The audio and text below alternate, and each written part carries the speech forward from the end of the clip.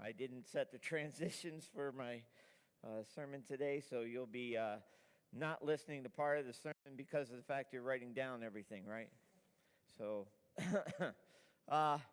yesterday when I left early in the morning, I was blessed by my son to be able to go to Ann Arbor to go see the Michigan State game.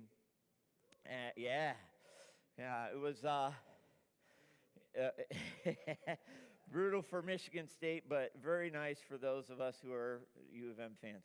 So, anyways, the travel when I left in the morning was cloudy, and I'm like, no, we need sunshine because we need a little warmth in that stadium because I'm getting over a cold and so on. I didn't want to be sitting out there in the frigid cold and so forth, but I had my bibs and everything else, so I was ready. And so as I'm driving, I'm watching the clouds, and I'm watching, and they start to dissipate. And they're behind me now. They stayed over here. But got there, and there was sunshine, there was light. And it was a beautiful, beautiful scene to be able to have that light and that shine on us to just warm you. Just warm you a little bit. And especially if you wear dark coloring, colored clothing and so forth, the heat just kind of sticks, doesn't it? And that's what it was. So it was nice to feel that, and I said, God, thank you for allowing that to happen. Now, there are different types of clouds. How many of you remember going outside, laying down, and looking up at the clouds and picturing the different things in the clouds? Yeah? All right, kids don't do that these days, okay? Anything they know about a cloud right now is on their phone and on the internet and say, save it to the cloud. And I'm like, what? I don't trust the cloud because if you've ever been through a cloud, did you just hear what I just said? You can go through a cloud. So it doesn't hold anything. So I'm thinking all this information you're putting in the cloud is just seeping through because all it is water and mist and gaseous form and condenses and then falls. We prefer the rain for some of us, but some of us enjoy the snow. But you notice that clouds and so forth can also be ominous, can't they? You see these clouds and before a storm, and as the storm's approaching, you ever watch a storm approach? It's a beautiful sight, in my opinion. I mean, if I could be another job, I'd be a storm chaser. I would. I get into that. I'm all about the tornadoes and stuff like that, and I'd go chase them. That would be awesome. But the clouds, and you would see these clouds, and the way that their heights and stuff would be shown is what? Strikes of lightning up in the clouds. You ever see that? It's a beautiful sight. It is. It's just magnificent. And that's where I look and see God's mighty power. I see God's mighty power, and I just envision that. But God has given us that, His presence in a cloud. He's done that. So as we look at, and you already know that I'm going into Numbers in chapter 9, beginning in verse 15, where it says, now on the day that the tabernacle was raised up, the cloud covered the tabernacle, the tent of the testimony.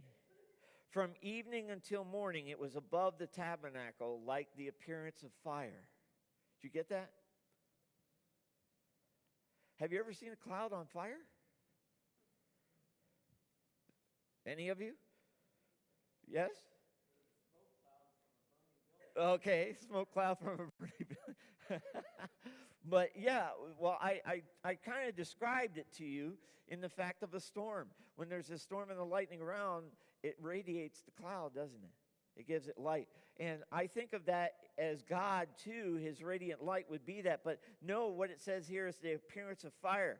Let me tell you this, share with you this little tidbit that this Bible allows me as we're looking at Exodus, or that we would look in Exodus and so forth, we would know that God had appeared to Moses in many different ways, hadn't He?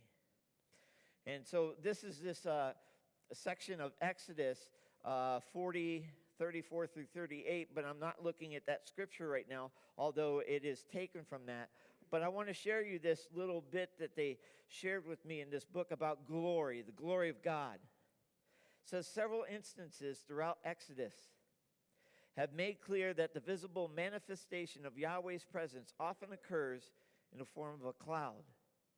Since the Israelites conceived of Yahweh as invisible, they needed a visible entity, a reminder, a symbol that could be seen by the human eye to reassure them that Yahweh was indeed present with them. That visible entity is often referred to in the Old Testament as the glory of Yahweh. It states that the glory of the Lord that all flesh shall see.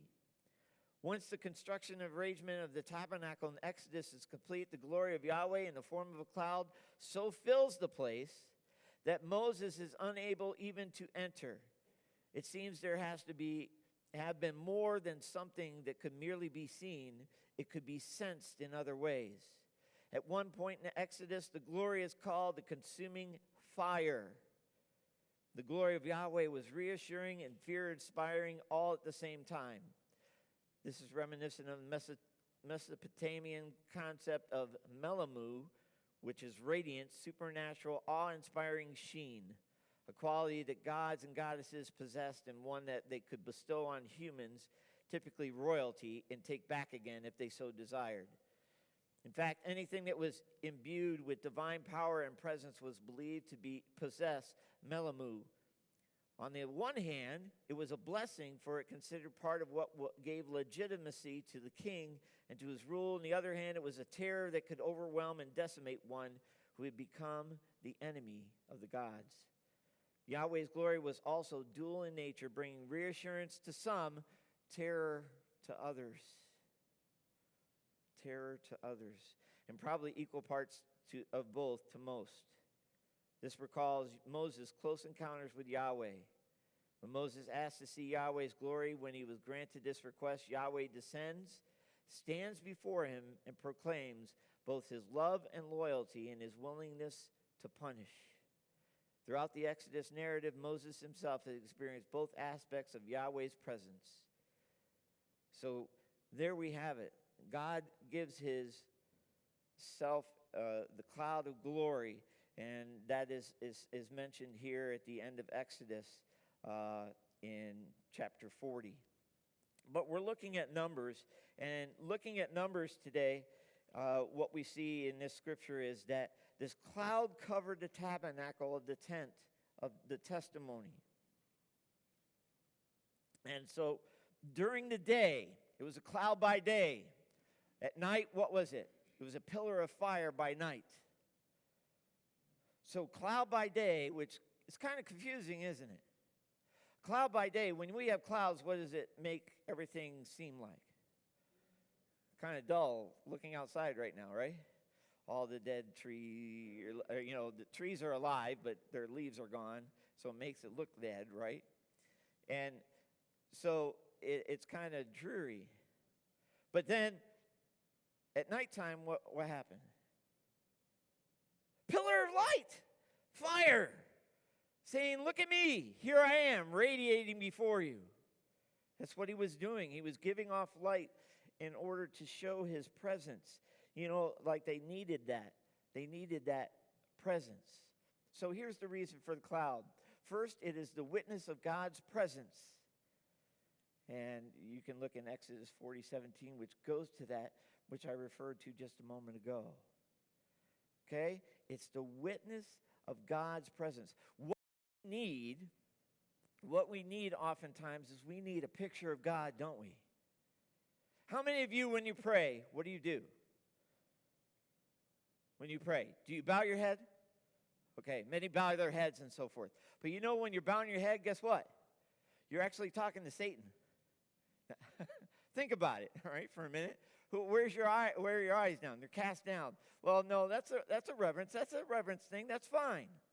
Okay? That's all well and good. And they say